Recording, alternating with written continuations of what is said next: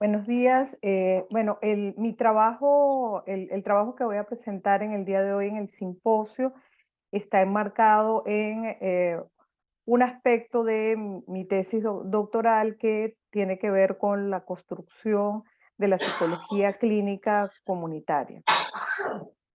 En ese sentido, el trabajo desde la perspectiva con metodología cualitativa, recogí desde distintas voces, desde académicos, personas de las comunidades y estudiantes de posgrado vinculados a la psicología comunitaria, recogí lo que era esta información en el caso de los académicos de varios países, México, Chile, Argentina, Venezuela y Perú, y en el caso de las personas de las comunidades y los estudiantes de posgrado de psicología comunitaria, básicamente de Venezuela y Perú, por ser los dos ámbitos en los que me he movido y de ámbitos de pertenencia en este momento.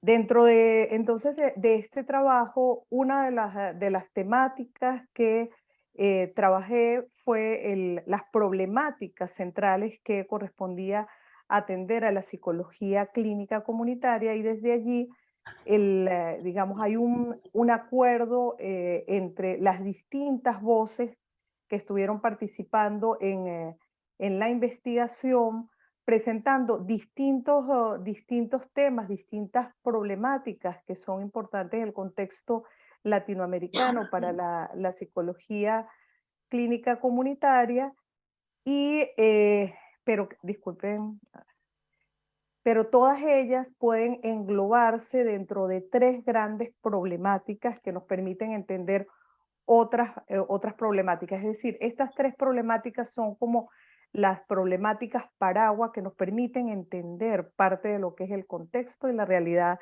de las personas en América Latina.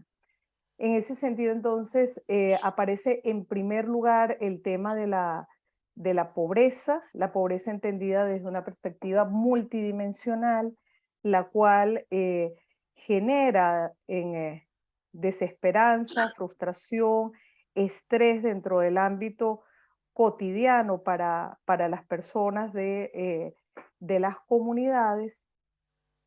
Y, digamos, esta condición, la condición de las comunidades en situación de pobreza hace que además tengan una estigmatización, una culpabilización, es decir, el decir que, por ejemplo, estas personas están en esta condición porque deciden estar en condición de vivir en condición de pobreza, porque les gusta estar de esta manera, y además toda la estigmatización de considerarles como, digamos, de pronto como personas que tienen un pensamiento marginal o que son delincuentes, ¿no?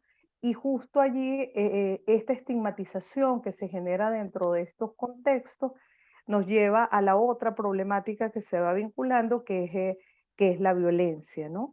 Que justamente aparece como la temática que en la investigación fue la más evidente, a la que más se hizo mención, y justamente tal vez porque es la que se hace como más presente, o digamos por los efectos que puede estar generando y que son fácilmente apreciables, ¿no?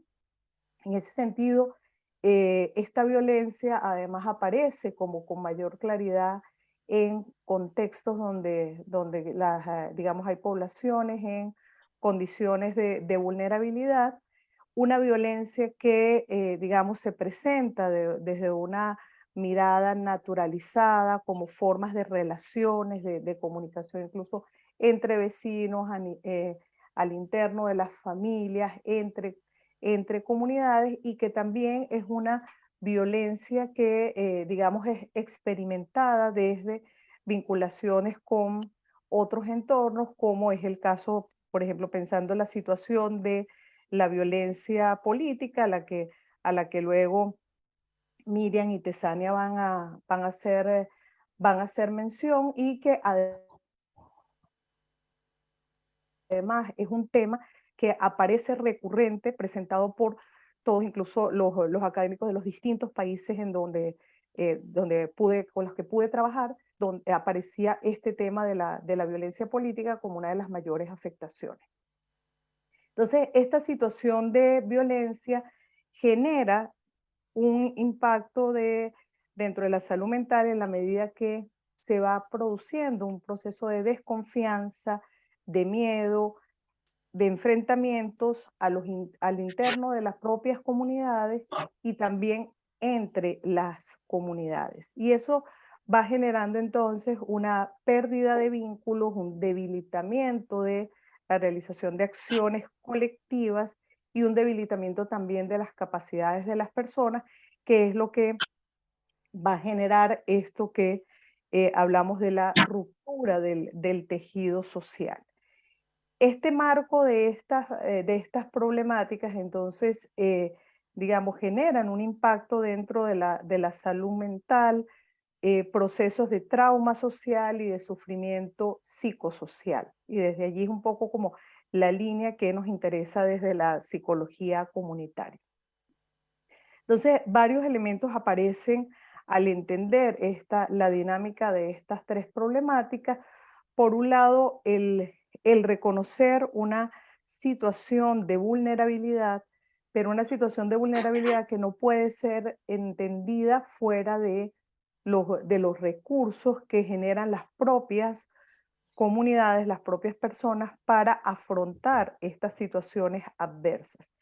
Y acá hay como un aspecto importante porque justamente es como si solo nos quedamos en el ámbito de la vulnerabilidad, estamos victimizando, no estamos considerando las potencialidades de las personas, pero también debemos ser cuidadosos desde la perspectiva comunitaria al entender este tema de los recursos, porque, digamos, ello no debe implicar restar las responsabilidades que tiene el Estado o los estados con lo que puede ser el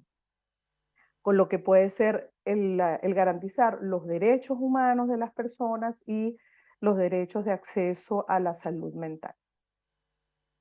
De esta manera, digamos, a partir de estas problemáticas se presentan, digamos, la apuesta de la psicología clínica comunitaria debe ser una apuesta política que permita, en primer lugar, visibilizar, problematizar y desnaturalizar la presencia de estas problemáticas, pero visualizadas desde su condición de procesos de exclusión social y de sufrimiento psicosocial y no como, digamos, centrada en, digamos, los efectos que puede tener entendidos desde una perspectiva más individualizante, como pues, pensar en el estrés postraumático o en la depresión, sino que más bien debe ser entendido desde una comprensión más amplia. Y eso entonces va a implicar el poder develar lo que implican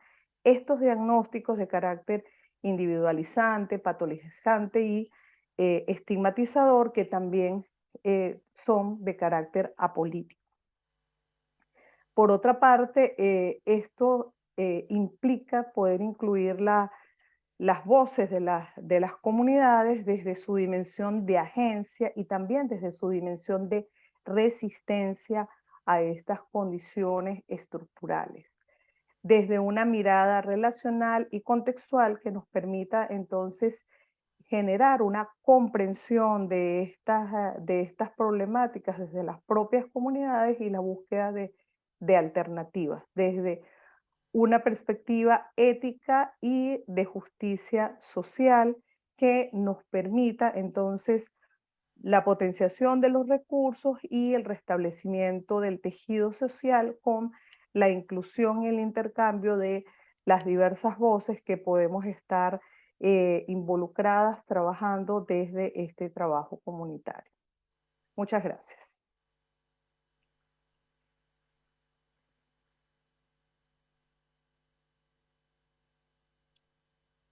Muchas gracias, Maribel. En este momento, entonces, le vamos a dar pase a nuestra colega Teresita Tete, nos avisas si ya estás lista. Sí, voy a compartir. Muchas gracias, te damos pase entonces. ¿Ya la pueden ver? Se ve perfecto. Muy Ok. bien. Entonces, bueno, a mí me toca trabajar la presentación en términos de uno de estos primeros grandes problemas, ¿no? Fenómenos crónicos y agendas pendientes que comentó Maribel en la presentación anterior. Y una de las primeras cuestiones con las que nos topamos cuando hablamos de pobreza, ¿no? Es, pues, cómo la estamos entendiendo, ¿no? Porque dependiendo de la perspectiva que tengas, ¿no? Es como la trabajarías, ¿no? Y cómo la entenderías y harías cosas. Y a veces no tenemos la misma mirada, ¿no? Porque podemos tener desde una conceptualización muy económica basada prácticamente desde el ingreso, ¿no? A una cuestión muchísimo más en términos del desarrollo del potencial de la persona en ciertos contextos, ¿no? Que requiere que pase por una serie de factores, ¿no? Que vendría siendo la conceptualización más multidimensional de pobreza, ¿no? Pero también podremos hablar de que estamos entendiendo por pobreza cuando ya también tenemos una mirada un poco más decolonial, ¿no? Entonces, son muchas perspectivas y son muchas formas de ver de entrada el fenómeno. Es complejo de entrada por la diversidad de definiciones, ¿no?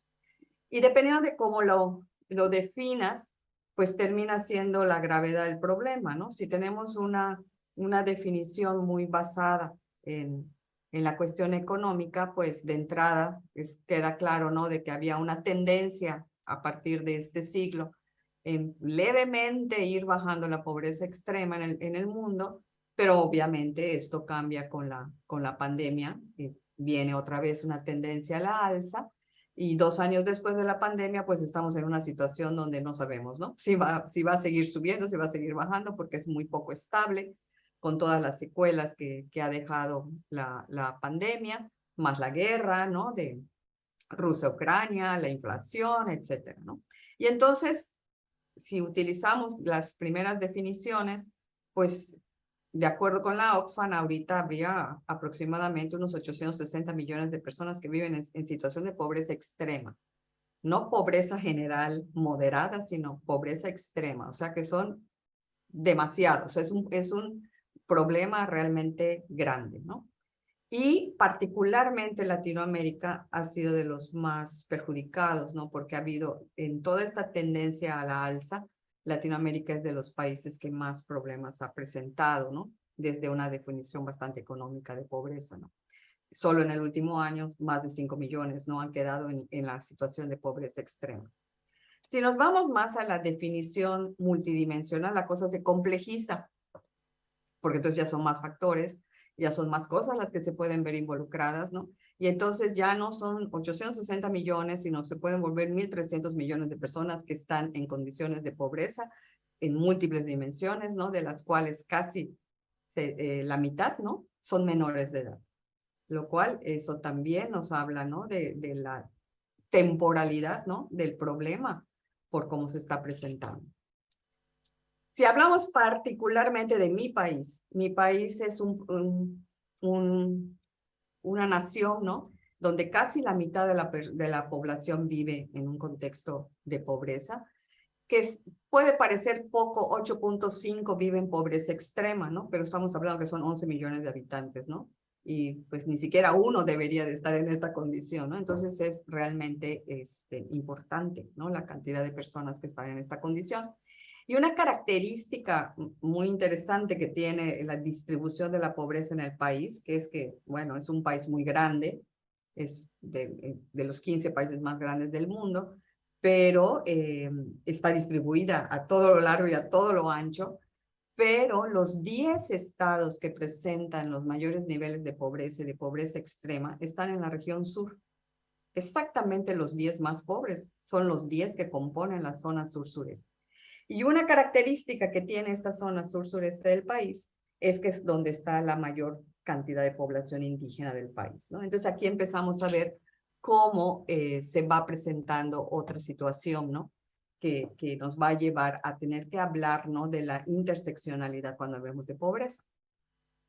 Si a esto le añadimos, ¿no? Que ya no lo veamos simplemente como un fenómeno multidimensional o como un fenómeno económico, sino como un enfoque en términos de capacidades, que es realmente tener las oportunidades para poder desarrollarte en tu mayor potencial como ser humano. A lo mejor ya no son 1.300 millones, ¿no? Son muchísimos más.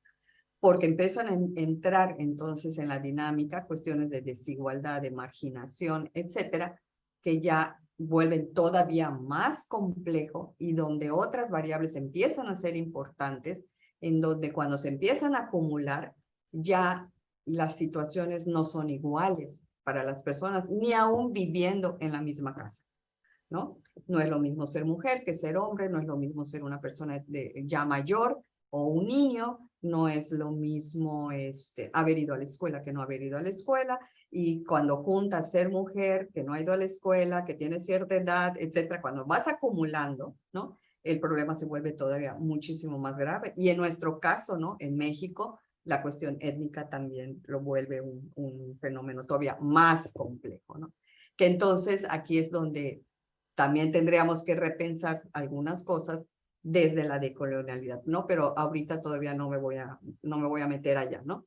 Pero sí pensar, ¿no? En que pues mucho de este análisis que tenemos que hacer sobre pobreza tiene que ser desde la interseccionalidad, ¿no? Cuando ya nos metemos, ¿no? A las consecuencias y demás que puede tener la pobreza, pues un campo muy amplio tiene que ver con la cuestión de salud, ¿no? En donde nuevamente es una cuestión interseccional, es una cuestión sociocultural, es una cuestión psicosocial, es una cuestión estructural, ¿no? Todo lo que está pasando con la atención, los accesos, las posibilidades, ¿no? De tener una vida saludable, desde tener que comer, ¿no? Desde cómo alimentarte, desde enfermedades crónico-degenerativas, desde salud mental, desde muchas cosas, ¿no? Y a lo que nos topamos en el país es que hay muchas normas políticas que están pensadas y trabajadas totalmente ajenas a las personas que realmente les tocan, ¿no? Porque muchos de estos problemas que tenemos en contextos de pobreza en salud son contextos indígenas donde las lógicas, aunque se hable de una psicología, una salud intercultural y demás, realmente no están pensados desde allá, están pensados desde fuera, ¿no? ¿Por qué? Porque pues mucha gente de la que trabaja y que se encarga de estas cosas, pues realmente no tienen la preparación para poder hacer eso y caen en un asistencialismo que nada más autoperpetúa, ¿no? Las condiciones de pobreza y de problemas de salud, ¿no? Y entonces las propias poblaciones tienen poca, a pesar de que toda su vida han trabajado desde sus cosmovisiones, tienen muchas cuestiones que alimentan y que contribuyen a la salud, no son tomadas en cuenta, ni tienen muchas libertades, cada vez menos, ¿no? Para poder ser autónomos en sus decisiones con respecto a aspectos de salud, ¿no? Porque todo lo marca la institución, con financiamientos externos, rígidos, preestablecidos, con muchos recortes, en donde entonces los más perjudicados, ¿no? Son los que automáticamente desde el principio terminan teniendo más problemas de recorte, de acceso, de disponibilidad, etc. Y en este gran contexto, ¿no? Que se presenta en el país, pues sí ha habido experiencias, ¿no? Hicimos una revisión sobre cómo ha estado el desarrollo de la psicología de la pobreza en México, ¿no? O sea, qué tanto lo hemos abordado, lo hemos estudiado, qué hemos avanzado, ¿no? Y lo que vimos es que, pues sí hay estudios, o sea, sí en los últimos 20 años hay estudios, no tantos como en cualquier otra área, o sea, sigue siendo algo insuficientemente estudiado, abordado a profundidad. Y lo que hay generalmente trabaja estos 4 aspectos, ¿no? O sea, ¿cuál es la conceptualización de la pobreza? ¿Cuáles son los impactos psicológicos? ¿Cuáles son los factores individuales que afectan, ¿no? Y así muy someramente cuestiones, hitos, ¿no? De intervención y fortalecimiento. Y algo que como que se ve mucho en la mayoría de estos estudios, es esto que decía Maribel, ¿no? Sobre la culpabilización, sobre que es una cuestión personal, es una cuestión del individuo, no se toman en cuestión las cuestiones estructurales que definitivamente están metidas allá y que afectan mucho en el estudio de la pobreza, ¿no? Entonces, como que sí psicologizan mucho el fenómeno, ¿no? Pero bueno, al final de cuentas, el hecho de que ya se esté abordando el tema es un avance. Ahora, ¿cuáles son los retos, no? Los retos, pues, es que tendríamos que, desde el estudio de la pobreza y la intervención para poder realmente lograr transformaciones sociales, es que tenemos que romper todavía el modelo, increíblemente, ¿no? El modelo biomédico, ¿no? O sea, algo que diríamos es que eso ya está súper rebasado. Yo creo que en los estudios todavía hay una cuestión muy enfocada en el problema, muy enfocada en la enfermedad, muy enfocada en la prevención, más que en la promoción, muy orientado en algo que es una solución exclusivamente individual y muy fragmentado, ¿no? Poco interseccional, ¿no? Poco desde miradas alternativas, etcétera, ¿no? Entonces hay que innovar más, ¿no? En estrategias tanto para la comprensión del fenómeno como para la acción, y trabajar desde posiciones más culturalmente pertinentes, ¿no? Estos dos aspectos no son tocados de manera muy profunda, entonces son como que retos, ¿no? Que tendríamos que tener en México para un mejor abordaje, ¿no? De la pobreza. Y pues quería yo presentarles muy brevemente, ¿no? Un trabajo que se hizo en una comunidad, fue un de corte fenomenológico, que tuvo una parte de investigación, pero una parte de intervención, en donde lo que queríamos mostrar, ¿no? Es que definitivamente, como decía Maribel, ¿no? Hay muchísimas cuestiones estructurales, hay muchas cuestiones que son responsabilidad del gobierno, pero también es que hemos, pues, de alguna manera cooptado también la libertad, ¿no? De las personas, y este estudio e intervención muestra el enorme papel que tienen las mujeres, ¿no? En la promoción de la salud en sus comunidades, ¿no? Entonces, a partir de este trabajo salieron muchísimas cosas, como el énfasis que ellas hacen en en la educación de sus hijos, en las cuestiones comunitarias, ¿no?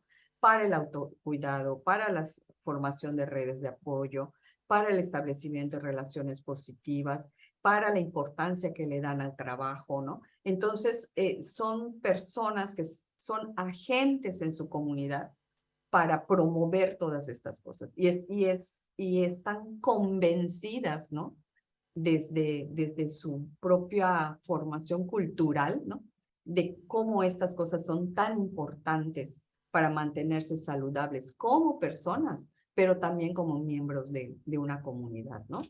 Y entonces vamos viendo cómo te ponen ejemplos, ¿no? Sobre cosas que son muy importantes, que se tienen que cuidar y que hay que trabajarlas con mucho amor y con mucha dedicación, y que las mujeres tienen este papel primordial dentro de las comunidades para hacerlo, ¿no? Como la formación de las redes, como el promover el ser tranquilos, generosos, atentos, prudentes, evitar situaciones dañinas, riesgos innecesarios, ¿no? Etcétera, ¿no? Muchísimas cosas, porque la salud no es solo una cuestión física, es una cuestión mental, es una cuestión espiritual, es una cuestión ambiental, es una cuestión social, que está todo, ¿no? Desde una perspectiva, pues, mesoamericana, holista, ¿no?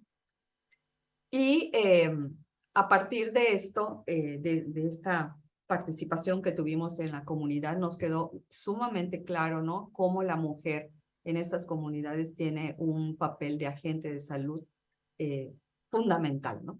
Que lamentablemente muchas veces, ¿no? Los sectores de salud oficiales, ¿no? Lo descalifican totalmente. Y esto consideramos que es algo que es totalmente pues un atentado, ¿no? Y es cuando comentábamos, ¿no? Que hay que irnos y movernos quizás un poco, ¿no? Hacia la decolonialidad para trabajar perspectivas diferentes, ¿no? Sobre cómo conceptualizaríamos también la pobreza, porque a lo mejor hay muchísimas cosas que sí queda claro, ¿no? Que para poder tener una vida digna, para poder tener una vida buena, ¿no? Se tiene que tener estructuralmente ciertas cosas, pero también la noción de progreso, ¿no? Como la idea que nos han vendido, pues tampoco es el camino, ¿no? Entonces, a lo mejor también habría que redefinir muchas cuestiones sobre lo que estamos considerando como pobreza desde una mirada más culturalmente pertinente para que realmente pueda ser algo eh, más correctamente dimensionado, ¿no? Desde las propias culturas mesoamericanas, en este caso de los pueblos originarios de mi país, ¿no? Y en esto lo principal que quisiera yo enfatizar, ¿no? Es la importancia de el tener un enfoque más de promoción de salud que simplemente estar viendo el problema, ¿no? O sea, definitivamente hay que atenderlo, pero hay que irnos más allá, ¿no? Hay que irnos más allá y cambiar las perspectivas sobre cómo trabajar, ¿no? Para lograr este trabajo eficiente, respetuoso, equitativo, desde la promoción, que sea más intercultural, incluso decolonial, etcétera, implica un cambio de paradigma en los psicólogos mexicanos, ¿no? O sea, hoy por hoy, pues sí podemos encontrar diversidad de profesiones en México, ¿no? Pero digamos que el grueso de la formación todavía tiene una formación muy positivista que es necesario romper, ¿no? O sea, yo creo que no vamos a poder hacer un trabajo en salud mental, ¿no? Con población indígena, en contextos de pobreza, que realmente pueda ser útil, ¿no? Si no rompemos nuestra forma de hacer psicología con este tipo de población, ¿no? Porque no estamos siendo formados para trabajar ni en contextos de pobreza, ni en contextos indígenas, ¿no? Y eso, pues es un problema muy serio, ¿no? Necesitamos realmente una reconceptualización paradigmática en el país, en la formación, que permita atender estos problemas de manera más pertinente. Y pues eso sería todo. Muchísimas gracias.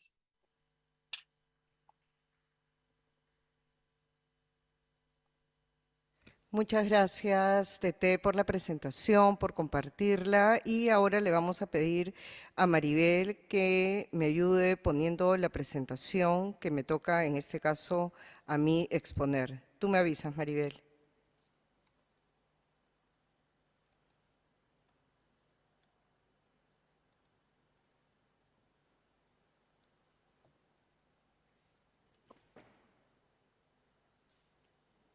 Listo, ¿lo es? Muchas gracias. Y yo te voy avisando para que me ayudes a pasarlo. Sí. Bueno, cuando nosotros pensamos este simposio, queríamos como de alguna manera subrayar, como han planteado las chicas, ¿cuáles eran, pasamos por favor, esos temas crónicos de los que hablamos constantemente y que son todavía, ¿no es cierto?, relevantes para nuestros países? Pero también queríamos ir planteando algunas líneas a modo de agenda pendiente. Y hemos visto cómo la herencia colonial aún vigente da cuenta del racismo, la discriminación y la exclusión, el tema de la violencia contra las mujeres, ¿no es cierto?, indígenas, comuneras, quechohablantes, como ha señalado también Tete a partir de la experiencia en México por su condición étnica y de género. Pero también el tema de la pobreza, la corrupción y la violencia, como señalaba también Maribel, la ruptura del tejido social. Y creemos que todavía para la psicología comunitaria una agenda pendiente es dialogar con el feminismo decolonial y con la construcción de una psicología crítica, reflexiva y situada. A partir de eso es que planteamos este simposio en el que cada una trataba de generar una discusión a partir de las diferentes intervenciones o investigaciones que venimos realizando en nuestros diferentes países. En este caso específico yo les voy a hablar sobre parte de lo que es el estudio doctoral que vengo realizando, que es una investigación, intervención en la comunidad de Saxamarca, en Ayacucho. Acá en el mapa, pasamos por favor. Y le das 2 clics, Maribel, para que salga el mapa. Otro más. Gracias. El Perú, ya sabemos, es un país muy diverso en términos geográficos, culturales, lingüísticos. Ayacucho, que es donde se ubica la comunidad con la que venimos trabajando y colaborando desde hace varios años, es una comunidad que se ubica en la zona de la Sierra Sur y nosotros, como vemos en el segundo cuadro, trabajamos con la comunidad de Saxamarca que se ubica a la mitad de la región. Estamos hablando de una zona que tiene como lengua materna el quechua, pero es bilingüe, y que además fue todo Ayacucho y también Saxamarca uno de los lugares más afectados por el conflicto armado interno que se dio en el Perú entre la década de los 80 y los 2000. Esta comunidad no solamente se caracteriza por el nivel de afectación, sino como ellos mismos lo señalan y los diferentes reportes, como una de las primeras comunidades que se enfrenta y que lucha para erradicar la presencia de los senderistas de la zona. Igual fue una zona que fue posteriormente con presencia policial y militar. Por eso hablamos de una cuna de levantamiento o cuna de la pacificación. Pasamos, por favor. Entonces, a partir de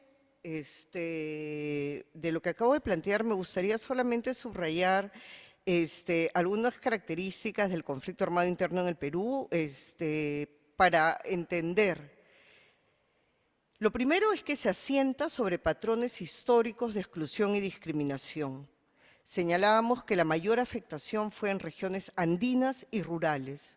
La violación a los derechos humanos principalmente se dieron a aquellas personas por su condición étnica y de género. La afectación se mantiene en las personas, pero principalmente en el cuerpo comunal, que es una de las líneas que voy a presentar ahora. Y se dieron procesos de justicia transicional y memoria a raíz de la conformación de una Comisión de la Verdad y la Reconciliación en el 2003. Pasamos, por favor. Hemos dicho que se asienten patrones históricos culturales. La imagen que les muestro es la iglesia de San Juan Bautista, construida a fines del siglo XVI sobre terrazas incas.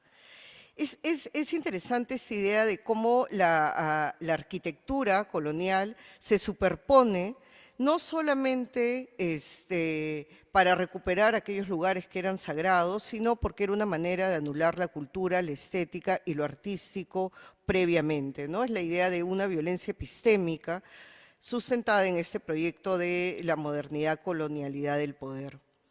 Esto es en Ayacucho. Pero también tenemos, y esta es la segunda imagen que les pongo, la imagen de un grupo de jóvenes de la misma comunidad que en un desfile daban cuenta de lo que había significado ser una comunidad que se había levantado, pero que también había sufrido, ¿no? Por eso hablan de una comunidad que celebra la valentía, llora la muerte y sigue pidiendo justicia, implora justicia. Estas dos imágenes fueron, de alguna manera, aquellas que nos ayudaron, pasamos por favor, a pensar ese trabajo que hemos llevado a cabo. La metodología fue a partir, como hemos señalado, de la intersubjetividad, de una investigación situada y de la reflexividad. Este encuentro y desencuentro, porque es importante señalarlo, en nuestro país también hablamos de una colonialidad interna, con las mujeres comuneras nos permitieron recuperar historias de vida que se construyeron en la relación y que de alguna manera estas historias de vida están entrelazadas con la historia de la comunidad. Era importante reconocer el lugar y la posición desde la cual construimos este estudio y el tema de la reflexividad recogiendo la historia y cosmovisión andina como un conocimiento central de esta propuesta. El día de hoy, pasamos por favor, quiero presentar, ya está, ¿no? Quiero presentar uno de los resultados del estudio que me da pie a plantear también la propuesta que el día de hoy quiero compartir, ¿no? Sufrimiento social es una categoría trabajada desde la India con la antropóloga Veena Das, quien señala justamente que lo importante, y eso va de la mano con lo que ha planteado Maribel y Teté, no tiene que ver con cómo se expresa el sufrimiento, sino justamente en su origen. Y saca el origen de lo individual y lo interno para colocarlo en conjuntos de sistemas sociales, culturales, de opresión, y por eso en la gráfica colocamos cómo este origen del sufrimiento social está en la pobreza, en el machismo, en el racismo, pero además, en este caso, con estas mujeres, en esta comunidad, se suma a ese origen del sufrimiento social la experiencia del conflicto armado interno, caracterizada por violencia, muerte y arrasamiento, donde el género, la sexualidad y la raza están atravesando este devenir del sufrimiento social, y finalmente un conjunto de estresores cotidianos, como es la violencia de género, las enfermedades y las ausencias de servicios y el maltrato constante. Y la expresión de este sufrimiento social pasa tanto por el cuerpo de la mujer, que es a su vez parte del cuerpo comunal. En esta comunidad, donde venimos trabajando hace varios años, un grupo de comunicadores que analizan los lenguajes y las canciones de la zona, descubrieron que muchas de las personas de la comunidad se referían geográficamente al lugar en el que viven como un gran cuerpo, donde habían los ojos de la laguna, los ojos de agua, donde los ríos son los brazos, y esta idea de cuerpo comunal es una noción que se comienza a trabajar en esta comunidad y que nos ayuda a entender en esta propuesta cómo la afectación del cuerpo de la mujer, que es a su vez la afectación del cuerpo comunal, expresa este sufrimiento social que tiene un origen más allá de lo individual y de lo interno. Pasamos. Pero frente a esto, ¿qué? Ya lo señalaba Teté a partir del estudio que hizo, ¿no es cierto?, con las mujeres y los temas de salud y bienestar. Nosotros partimos del concepto de prácticas de curación porque las mujeres comenzaban a hablar de un conjunto de actos de sanación que no solo se hablan, sino que se performan, que se viven, que se actúan desde lo cotidiano, que son un conjunto de expresiones artísticas y rituales que permiten sanar estos malestares, revertir los afectos negativos. Actos, ¿por qué? Porque queremos subrayar el carácter de acción, de agencia y de movimiento de este conjunto de prácticas y estrategias. Y finalmente hablamos de cómo es una expresión de la agencia, que es en realidad la acción colectiva de esta comunidad y de las mujeres en particular. Pasamos. Los actos de sanación, entonces, son expresiones artísticas como el tejido, la danza, las fiestas y un conjunto de rituales con la naturaleza, donde está el pago a la tierra, ellas lo denominan pagapu, o los rituales con plantas y animales. Pasamos. He traído un par de imágenes que me gustaría compartir con ustedes. La primera es la exposición de un taller de creación artística Warmicunahuan, en el que las mujeres bordan de manera colectiva un conjunto de símbolos que dan cuenta de su propia cosmovisión, que dan cuenta de su propia cultura, pero lo más importante en la imagen es que lograron exponerlas en la pared, ¿no es cierto?, de la iglesia del pueblo y ante las demás personas, donde normalmente el espacio del bordado, del tejido, que puede ser muy interno, que puede ser muy privado, termina siendo un espacio de acción colectiva, termina siendo un acto de sanación para las mujeres.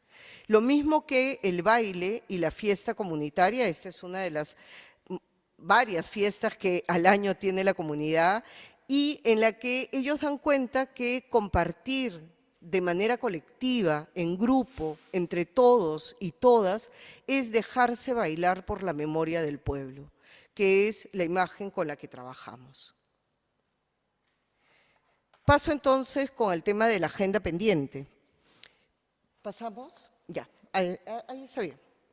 El enfoque feminista decolonial, primero, nos permite dar cuenta de la continuidad de la violencia, opresión, que está desde el colonialismo hasta la actualidad, especialmente en la experiencia cotidiana de mujeres pobres, comuneras y quechohablantes.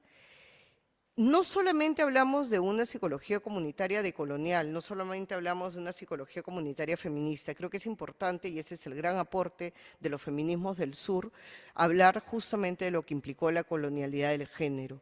Implica romper con la idea de que las mujeres ubicadas en la otredad son carentes de poder y de saber.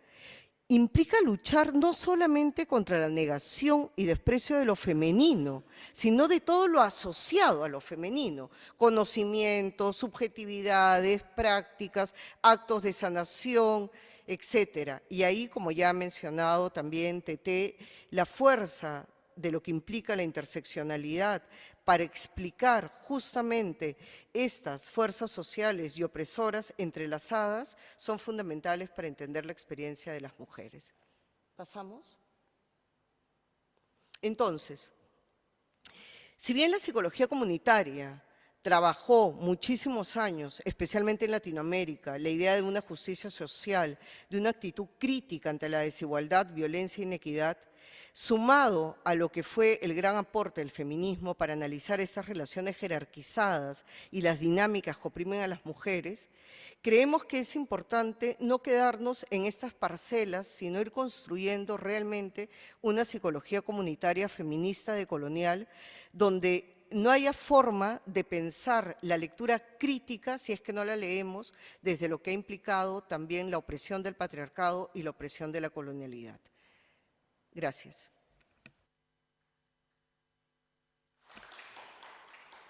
Dejamos de compartir y voy a presentar ahora a mi colega Miriam Rivera para que continúe su exposición y también le vamos a pedir a Maribel que nos ayude pasando el PPT. Miriam.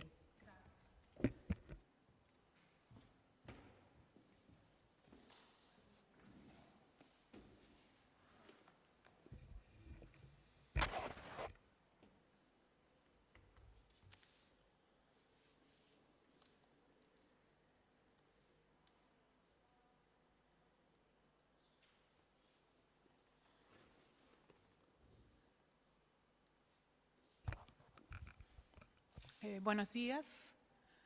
Gracias, Maribel, por compartir. Voy a presentar hoy día un capítulo de mi tesis que quiero mostrárselos. Estoy muy contenta porque recientemente ha salido publicado y eso me pone más próxima a la meta.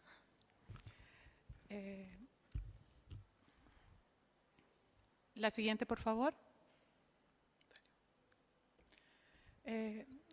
El PowerPoint está en inglés, en caso alguna persona lo necesite. Mi presentación va a ser en castellano. He venido trabajando los últimos 5 o 6 años en mi tesis doctoral. Hoy día voy a compartir con ustedes el capítulo 3, que precisamente avanza en lo que han estado compartiendo ya mis colegas Maribel, Teté y Tesania, en este entendimiento de identificar quiénes son las víctimas, quiénes son las personas con las cuales estamos trabajando, cómo se hace evidente las múltiples capas de vulneración, en el caso de nuestro país, como también en México que compartió Teté, las capas de pobreza, pobreza extrema, ser mujer andina, indígena y baja escolaridad. Y precisamente ese es el perfil de las víctimas del conflicto armado, lo ha compartido ya Tesania. No voy a profundizar en hablar sobre el conflicto armado interno peruano, porque afortunadamente Tesania lo ha explicado bien y planteado también esto que es algo que yo toco en este capítulo, que tiene que ver con este cuerpo social, este cuerpo comunitario. Y este capítulo, el siguiente por favor, el siguiente. Voy a pasar esta lámina que habla del conflicto armado interno peruano. La siguiente, por favor.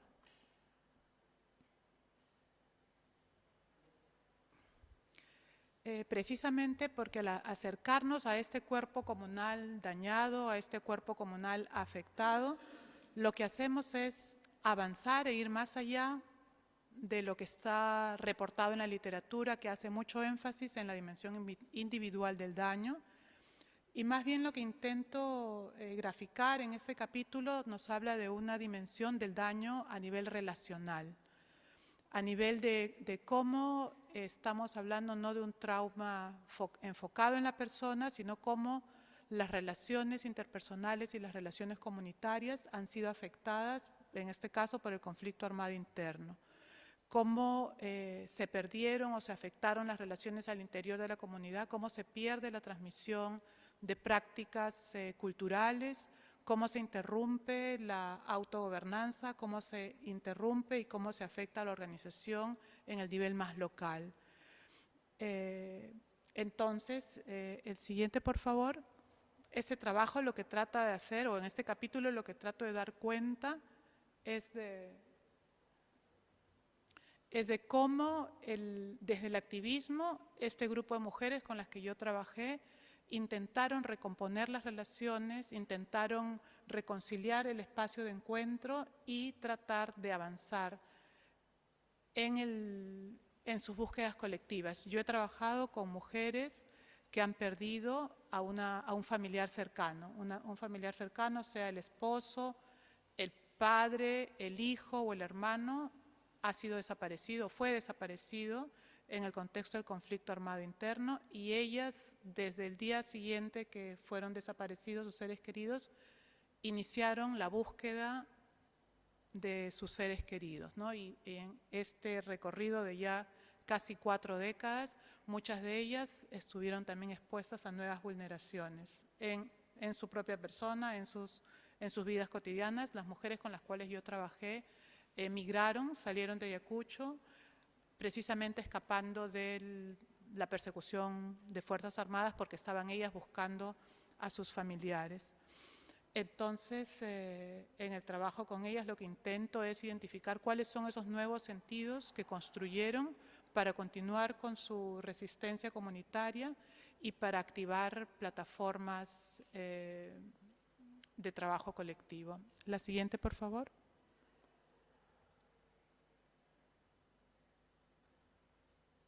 Ay, esa está más adelantada que yo, perdón.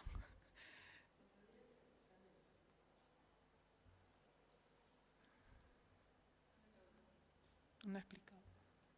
Maribel, por favor, ¿podrías retroceder una lámina? Una más. Gracias. Estuve con este grupo de mujeres 16 semanas acompañando las reuniones quincenales, observando cómo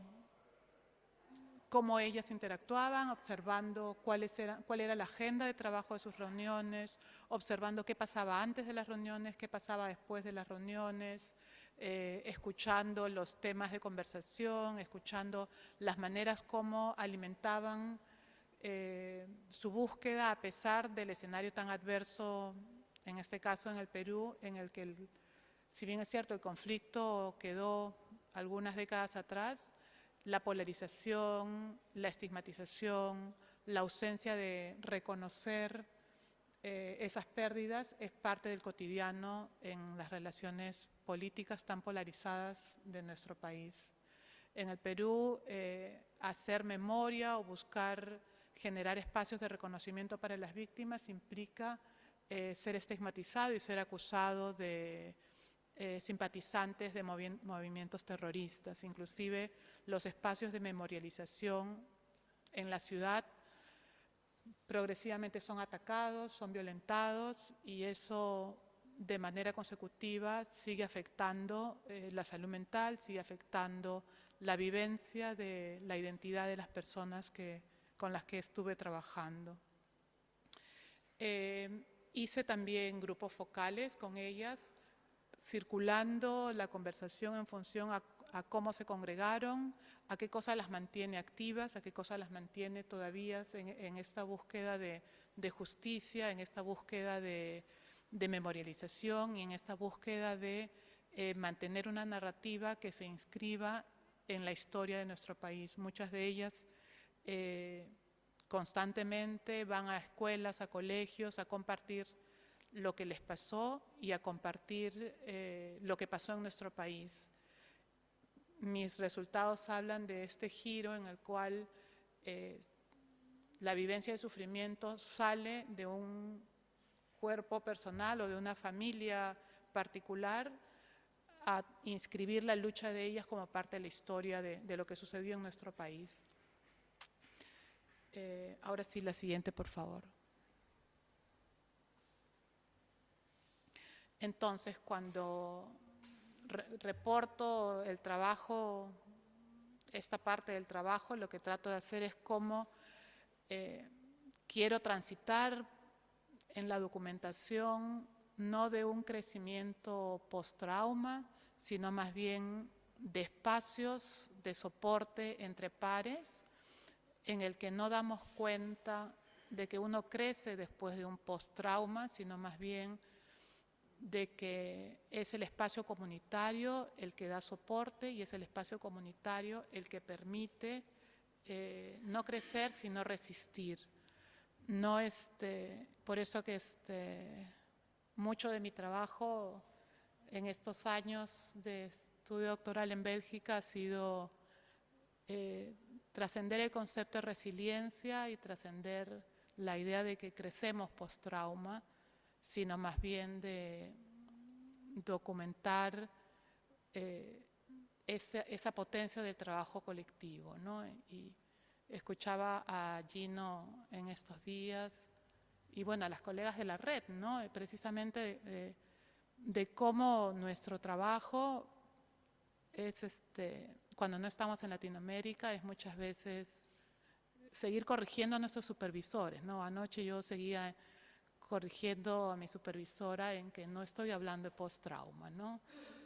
Y lo seguiré haciendo seguramente hasta la víspera de mi sustentación, ¿no? Que nosotros hablamos de ese poder y ese liderazgo que está asentado en la potencia de luchas de transformación social, de defensa de lo que las mujeres, en este caso que son las que yo trabajo, es un nunca más asentado en esto nos pasó a nosotras por estas capas de vulnerabilidad en la sociedad peruana particularmente, pero no debe volver a suceder, ¿no? Y cómo la fuerza de su lucha radica en esta conciencia de derechos y en esta conciencia tan asentada de construir relaciones y de construir una sociedad heterogénea, pero a la vez homogénea en el respeto de derechos básicos, ¿no?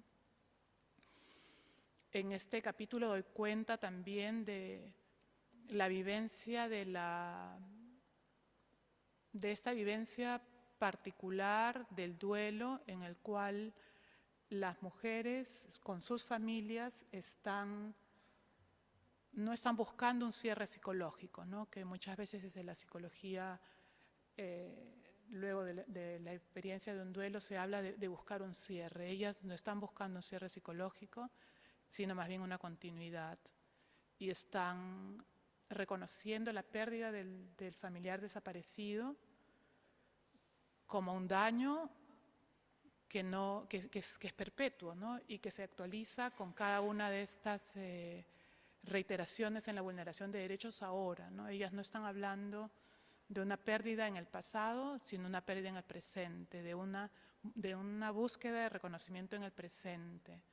Y están hablando de una exclusión social presente. Entonces, de allí que no hay un cierre psicológico, sino un reconocimiento continuo ahora para ellas, para sus familias, pero también para sus hijas y sus hijos.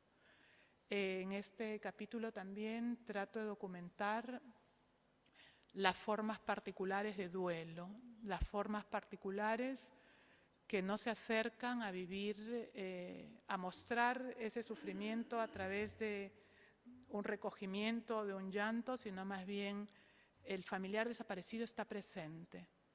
el familiar desaparecido sigue viviendo con ellas, sigue siendo parte de la dinámica familiar y no es un síntoma clínico psicopatológico que ellas sigan hablando al familiar ausente, que sigan cocinándole la comida preferida al ser que no está, o que sigan conversando y haciéndole un lugar en la mesa al ser que no está, ¿no? Pues son formas de vivir un duelo que va en sintonía con prácticas culturales que no están documentadas apropiadamente y que desde la psicología clínica más urbana de pronto es documentada muchas veces como un síntoma clínico. En este capítulo también hablo de la coexistencia de un cambio cultural, pero también de prácticas culturales permanentes, ¿no? Entonces, una mirada más dinámica a esta coexistencia. Hablo también de movimientos de ida y vuelta en procesos de migración, en que la migración de la comunidad campesina rural a la vivencia en la ciudad urbana no está cerrada, sino más bien va y viene y se continúa alimentando en ambos espacios, ¿no? Hablo de una identidad más fluida y de una identidad que se va alimentando precisamente de esas idas y vueltas. Y trato de documentar cómo se hace y cómo se ha dado este espacio de soporte de manera permanente, que no está, el eje no es el quehacer profesional psicológico de nosotras las profesionales de salud mental, sino más bien de esta fuerza colectiva de construir un cotidiano, de construir un espacio común, de reconocerse como pares en un dolor sucedido en el pasado, pero que le ha dado una identidad en la cual ellas tratan de actuar y de activar sus capacidades. La siguiente, por favor, y va a ser la última.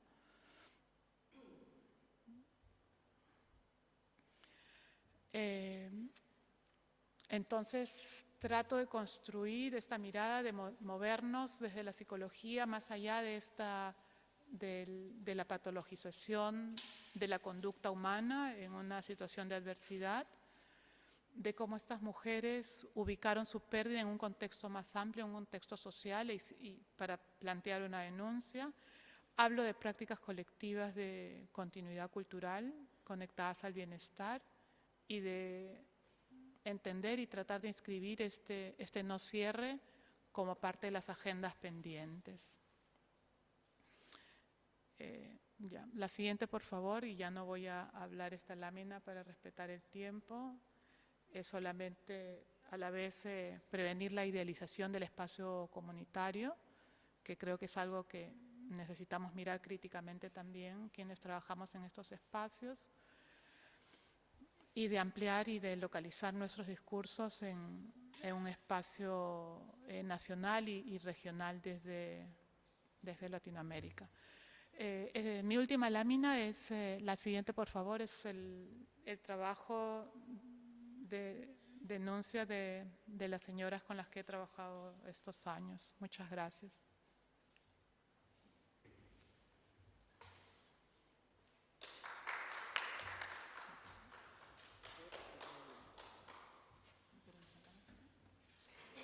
Muchas gracias, Miriam. Y ahora le voy a dar pase a Gino, quien amablemente va a comentar este simposio. Gino.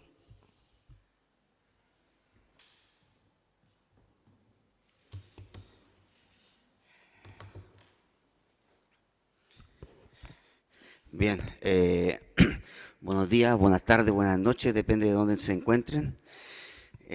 Primero que nada, agradecer la invitación de las colegas a comentar, digamos, este simposio. Puedo decir que es una tarea difícil, ¿ya?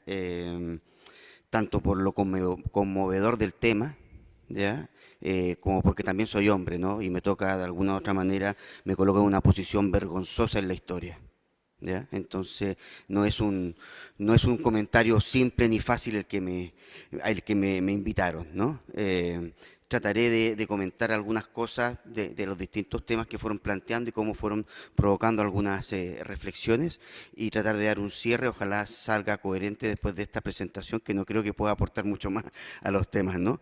Me parece que es un trabajo muy interesante, ¿no? En primer lugar, nos sitúa en algunas temáticas que son centrales en nuestra América Latina. Ya me parece que tenemos que ver con firmeza, con claridad, de frente, la realidad que estamos afrontando, ¿ya? Y me parece que muchas veces la ocultamos y nos hacemos, digamos, los locos como que no existe, ¿no? Y me parece que aquí vemos con brutalidad lo que ocurre en nuestros territorios, ¿ya?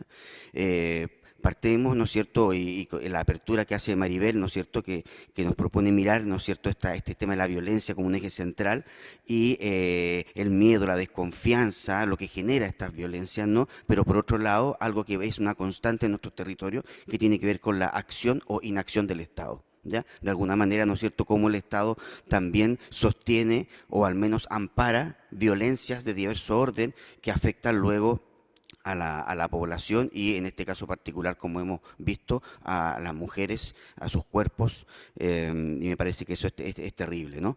Pero aparecen algunas claves ahí, ¿no? El tema de visibilizar, de despatologizar, es decir, aquí viene la pregunta por el sistema social. ¿Sí? ¿Dónde está el sistema en esto, no? Parece ser que el problema es de las personas y de subjetividades y de cuerpos que encarnan subjetividades, pero parece ser que hay un sistema que aquí no está presente, ¿no? Y a partir de esta apertura vemos claramente cómo eso está ahí, ¿no? Como la necesidad de visibilizar esto como algo real, la necesidad de despatologizar, ¿no es cierto?, para comprender otros modos de vivir el sufrimiento y el dolor, la necesidad de buscar esa ética, esa justicia social y de alguna otra forma eso nos pone en una agenda que se empieza como a visibilizar con claridad poco a poco, ¿no? Y que luego TT, ¿no es cierto?, la toma con más claridad desde el punto de vista de la pobreza, ¿no? Y a mí me parece muy clave lo que nos comparte desde el punto de vista sobre todo de este concepto que para nosotras deberá ser muy importante, que es la interseccionalidad.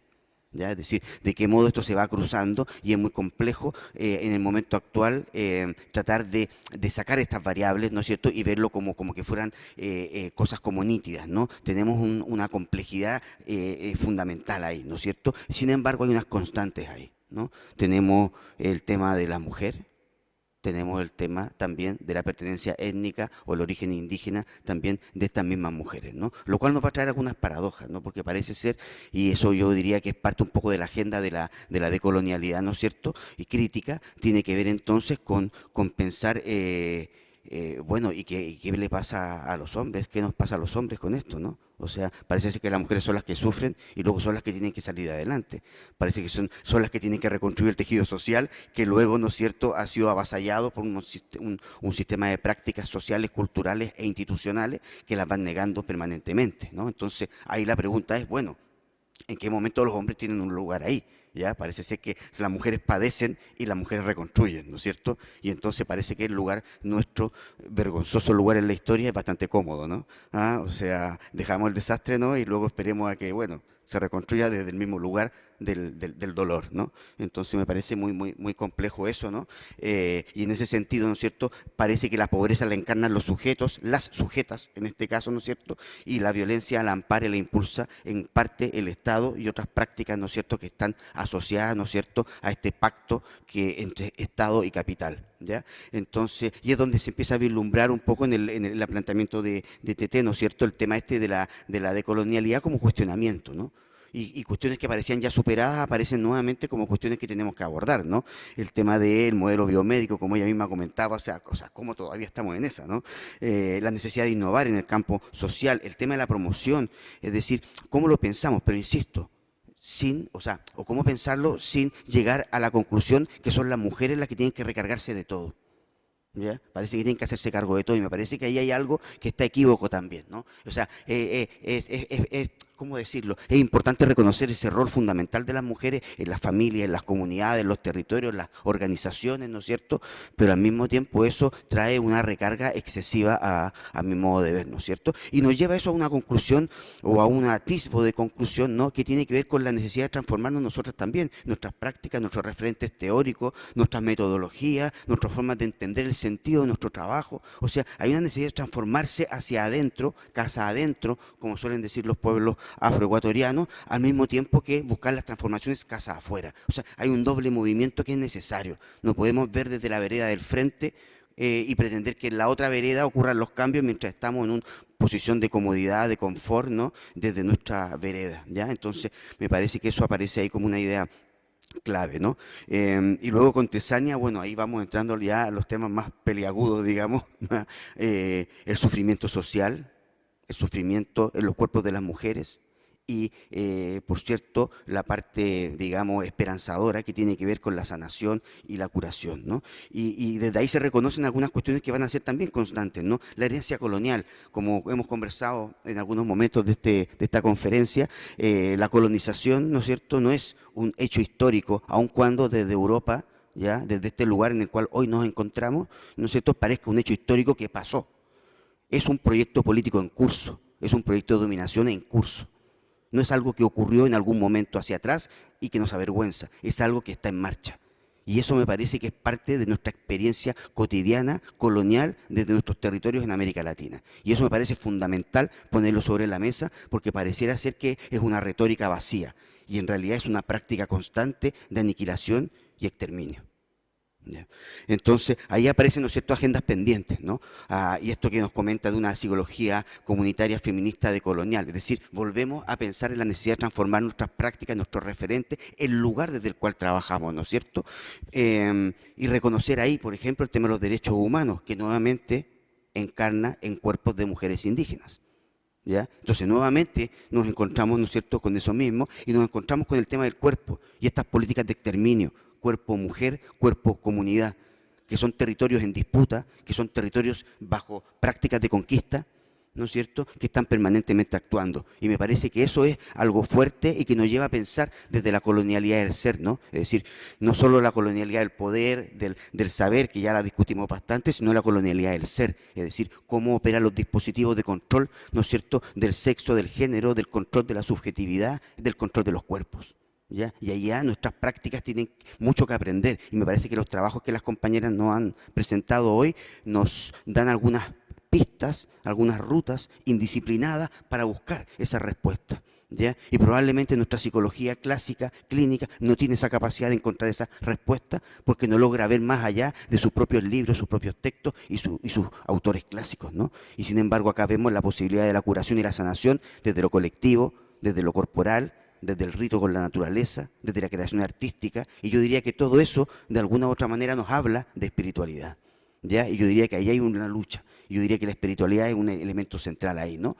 Y ya luego con Miriam, ¿no?, y lo que nos comenta de terrible, ¿no es cierto?, de lo que son, cómo afrontar las desapariciones forzosas en contextos de conflicto interno, ¿ya?, donde nuevamente son las mujeres las que generan el soporte, las que generan la acción de búsqueda, la búsqueda de cuerpos, la búsqueda de personas, ¿no es cierto?, frente a la inacción del Estado, ¿ya? Y cómo eso afecta los cuerpos, las familias, las comunidades, pero por sobre todo me pareció muy interesante, ¿no es cierto?, esto de no hay el cierre psicológico, ¿no es cierto?, que nuevamente son pistas, ¿no es cierto?, indisciplinadas para buscar esta respuesta, ¿no es cierto?, no tiene que ver con un cierre, supéralo, no tiene que ver con eso, tiene que ver con cómo, ¿no es cierto?, damos continuidad del dolor a la existencia de otro modo con la gente que ya no está.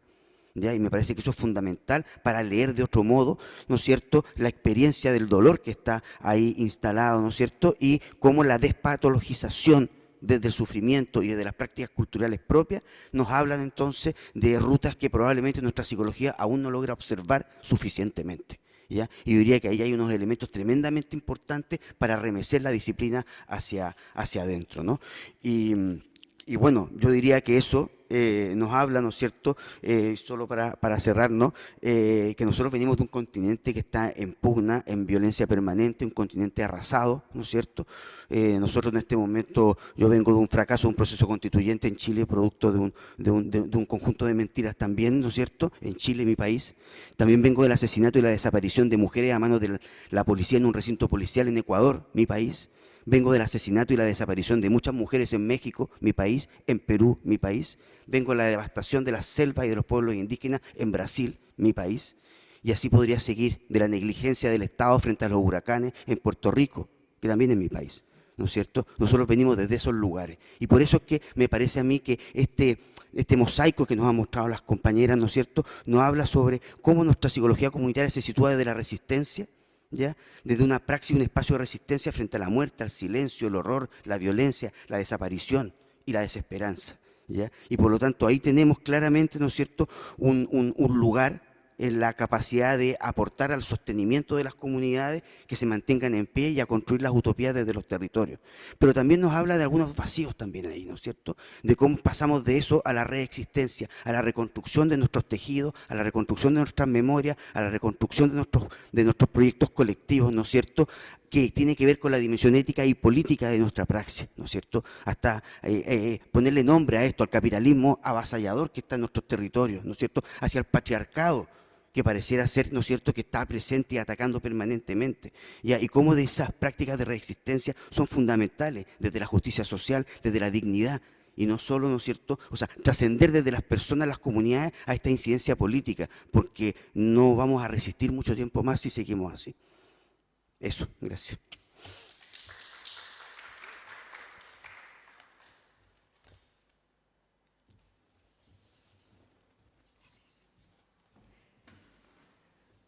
Muchas gracias, Gino, por tus palabras, por la posibilidad de seguir discutiendo, de seguir pensándonos y también creo que de reconocer cómo el tema de lo afectivo atraviesa todo lo que hemos tratado de presentar y de compartir hoy día, y también es parte de esas resistencias, ¿no?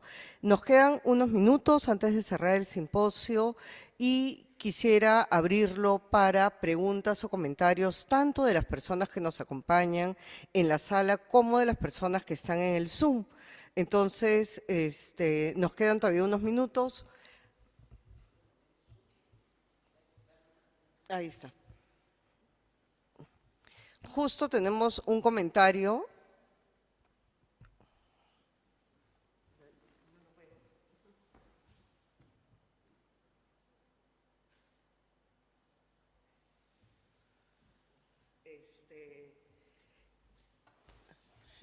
Nuria acaba de poner un comentario en el chat del Zoom. Lo voy a leer. Gracias miles por las presentaciones tan importantes, imperativas y necesarias. Las psicologías feministas comunitarias que verdaderamente interrumpen el silencio de la violencia de la colonialidad. Bravo. Muchas gracias, Nuria, por tu comentario y por lo que nos colocas. No sé si alguna de las colegas que está también en el Zoom de manera virtual quisiera comentar, señalar algo antes de cerrar. Alicia, te damos la palabra.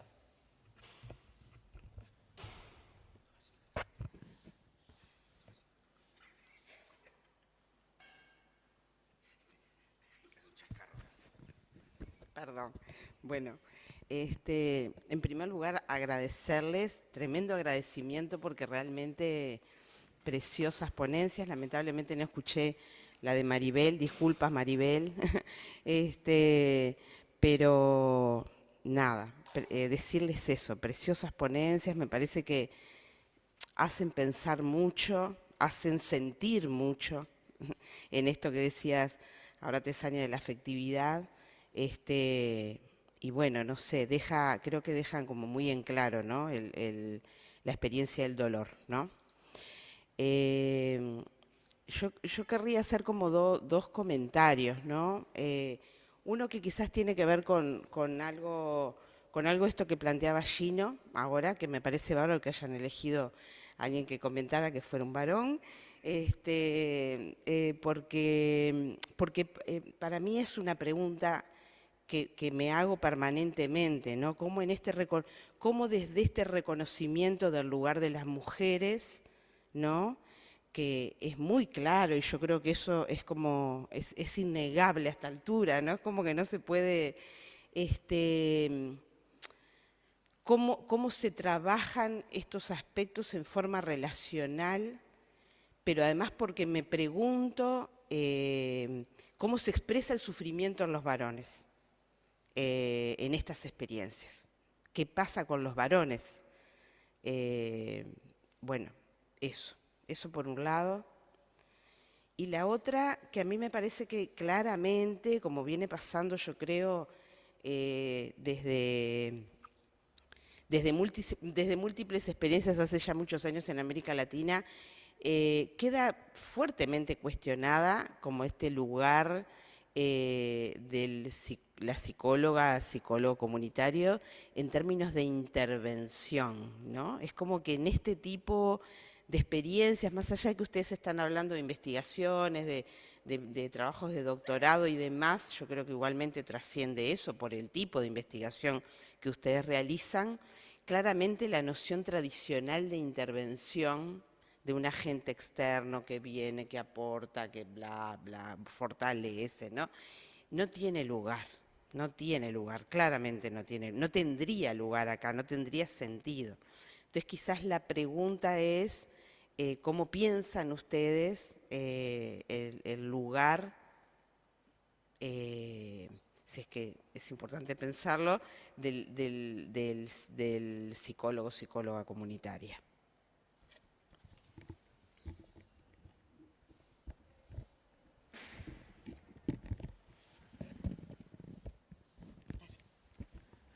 Gracias, Alicia, por las preguntas, comentarios. En el caso, ahora he presentado el espacio de trabajo que tienen las mujeres, entonces directamente allí no estaban los hombres. Tengo que decir que en el Perú las víctimas del conflicto armado interno, 79% eran varones y dejaron a las mujeres en el espacio doble o triple de no solamente criar a los hijos, sobreponerse a la pérdida del varón en familias tradicionales, sino que además de esa doble tarea quedó el espacio del activismo de búsqueda de los seres desaparecidos, ¿no? Entonces era no doble sino triple tarea.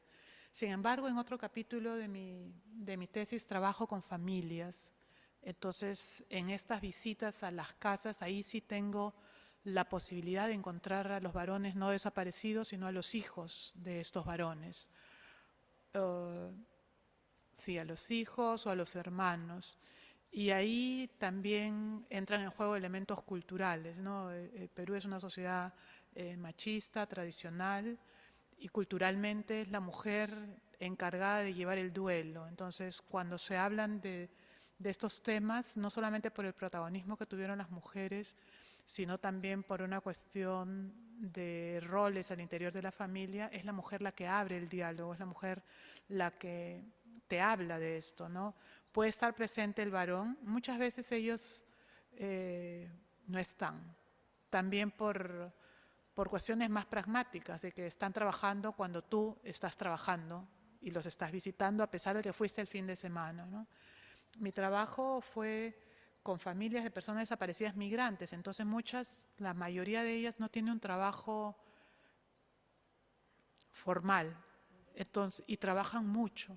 Para yo encontrar a las familias tuve que ir en horarios inusitados para un trabajador, investigador normal, ¿no? Para encontrar a más de 1 o 2 personas. Entonces, y luego, a pesar de que era sábado, domingo, feriado, a horas poco normales, no estaban ellos. Y cuando los encontré, varios de ellos, y me gustó recibir estas respuestas de negación a hablar, ¿no?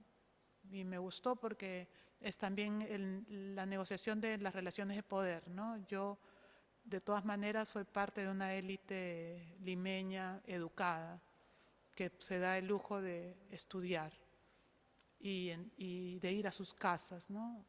Previa invitación, previa tentación, reiteradas coordinaciones, pero igual soy yo entrando a sus casas de vida íntima. Y me gustó mucho que varias me dijeron que no, y que estando allí no querían hablar conmigo de lo que les pasó, ¿no? Me gustó que mujeres dijeron que no. Me gustó que los varones me saludaron amablemente y se fueron, ¿no?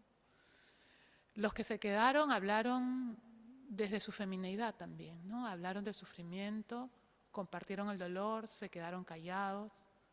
Otros se molestaron mucho, me miraron a mí como representante de la derecha fujimorista, vinculada a la corriente de negación, porque necesitaban un otro al cual rechazar también, ¿no? Y yo en ese momento representaba ese otro privilegiado. Pero la mayoría de hombres me hablaron también de negación y de silencio, y de no querer conectar con ese espacio de violencia en la cual no tuvieron un rol protagónico, sino más bien un rol de ser víctimas, y no quieren hablar de eso, y no quieren conectar con ese sufrimiento, y entonces dejaron el espacio que las mujeres contaran el dolor. Solo levantaron la voz o hablaron algunas veces para hablar de protagonismo y de decir, mi mamá es la lideresa, mi mamá se ha ido al extranjero llevando el caso de mi abuelo. Entonces, esa voz masculina fue para decir protagonismo, y se silencia para decir lo mucho que se sufrió, ¿no? Las mujeres son más diversas en su hablar. Te doy espacio. Quiero también responder. Tete está para responder también. Sí. Quiero responder a lo segundo que tú planteas para complementar lo que también ya señaló Miriam, y luego le damos pase a Tete, que también está levantando la mano. En el caso de lo que yo he presentado, como bien dices, que esta palabra intervención, ¿no? Además en contextos donde intervenía la policía e intervenía el ejército. Y la palabra intervención no solamente tiene una carga política, tiene una carga histórica muy, muy fuerte, ¿no? Y en este caso, además, al ser esta una comunidad que se enfrenta a los movimientos terroristas, es una comunidad que tiene una capacidad de resistir y de pelear por muchas cosas, ¿no? Han logrado, después de muchísimos años, que se les reconozca como uno de los primeros pueblos que lucha por la pacificación en el Perú, y tienen una resolución en el Congreso de la República. Y en esas búsquedas, buscaron a la universidad donde yo trabajo para pedir un apoyo para trabajar con niños y escuelas. Y es a partir de ahí que es a solicitud de este grupo de hombres líderes que fueron hasta la Universidad de Lima a pedir apoyo, ¿no es cierto?, que la universidad firma un acuerdo para realizar un trabajo de colaboración por muchos, muchos años. Entonces, en realidad, yo no sentía que el trabajo estaba enmarcado ni en una investigación tradicional ni en una intervención tradicional, ¿no? Es una convivencia, es una colaboración conjunta, ¿no? Yo he viajado a la comunidad aproximadamente por 6 años en largos periodos de convivencia con toda mi familia. Recordaba mucho también lo que ayer James contaba en su presentación. Mi hijo se ha hecho amigo de los niños y podíamos convivir mucho tiempo en la comunidad, porque era la única manera de poder luego comprender lo que nos querían decir de diferentes formas, no solo a través de la palabra, ¿no? Entonces, yo sí me cuestiono mucho qué es intervención, qué le toca a la psicología comunitaria. ¿Cómo construimos estos proyectos que son proyectos de colaboración, de transformación mutua, de cuidado mutuo, de aprendizaje mutuo, y romper con esta idea del tercer externo que va a dar algo, además, que es muy propio también de la psicología, ¿no? Creo que la psicología comunitaria ya genera un cambio, pero creo que aún queda mucho para seguir criticando y cuestionando sobre nuestras formas, ¿no? Te doy pase, Tete.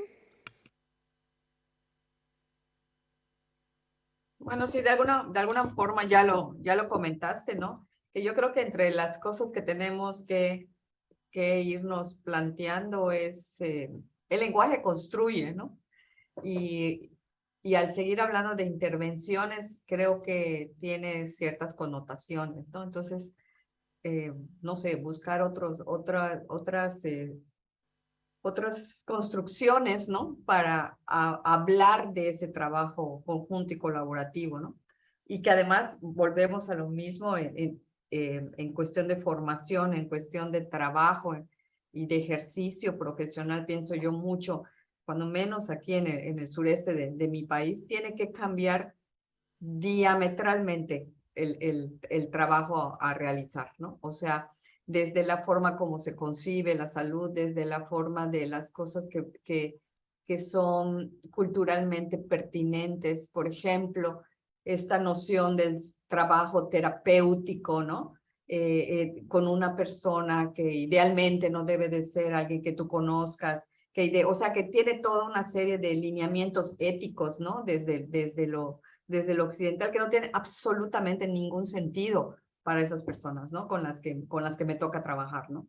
O sea, los procesos tienen que darse con las propias personas, con las parteras, con los médicos, ¿no?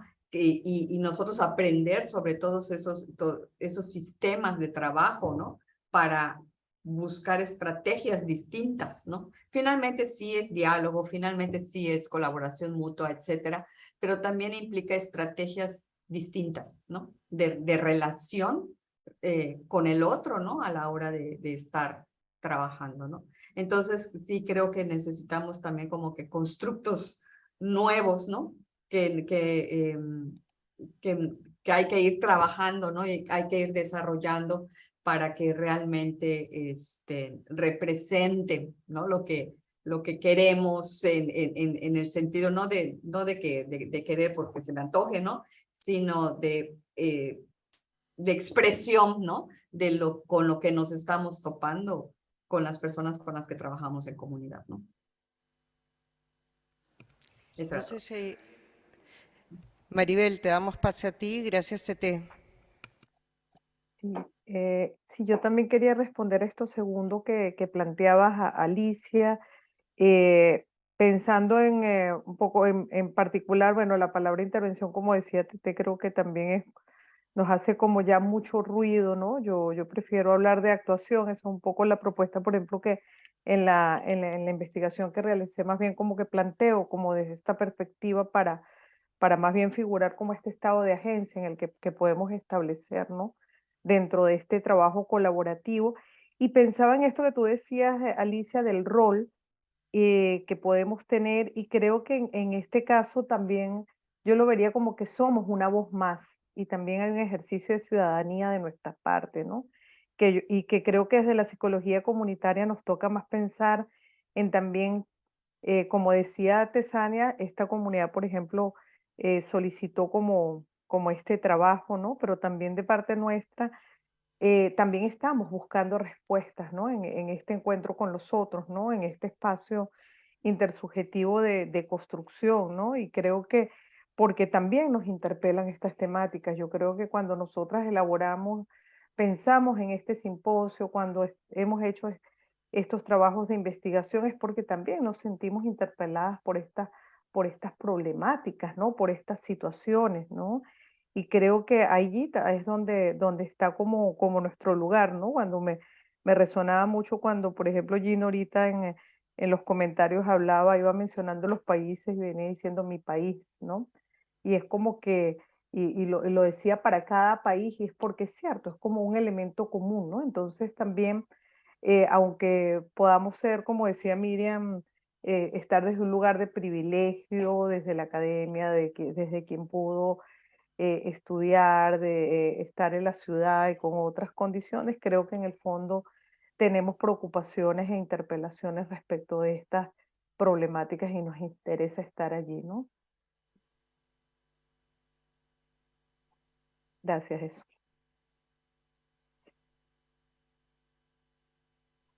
Bueno, muchísimas gracias a todas, a todos por acompañarnos. Damos por finalizado el simposio y les agradecemos su interés por acompañarnos.